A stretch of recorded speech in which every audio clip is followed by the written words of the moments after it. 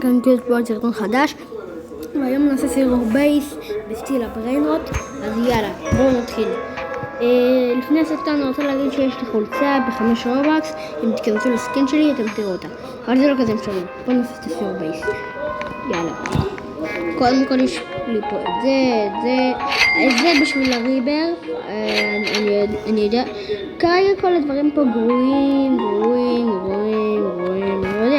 אני יודע, וזה אני בכלל לא צריך. מי שם לי את זה פה? אוקיי, את זה מכרתי, אני לא הייתי צריך את זה. כבר עבור 40 שניות. פה זה מתחיל להיות לא רע, 32 מיליון, 26 מיליון, 31 מיליון. עדיין קצת גרוע. והפעם קצת השתדרג, 31, 43 מיליון, 13 מיליון, 31 מיליון, 22 מיליון ו38 מיליון. עכשיו בקומה למעלה יש את הדברים הטובים שנראה לי תתלהבו. אז יאללה, בואו נעלה לקומה השלישית. פה קודם כל יש לי צ'יקלטרינה, ביסיקלטרינה, 80 מיליון לשנייה. פה יש לי את זה, אני לא רוצה להראות לכם את הדברים האחרים.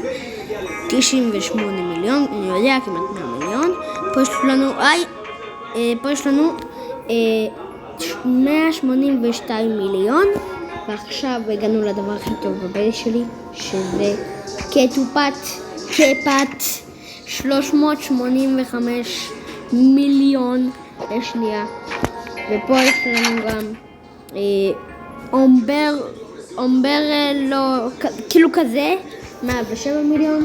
ופה את הדבר השני הכי טוב בבייס, בוקורו אנד אגורו, 324 מיליון. אז זה היה הסיבוב בייס שלנו.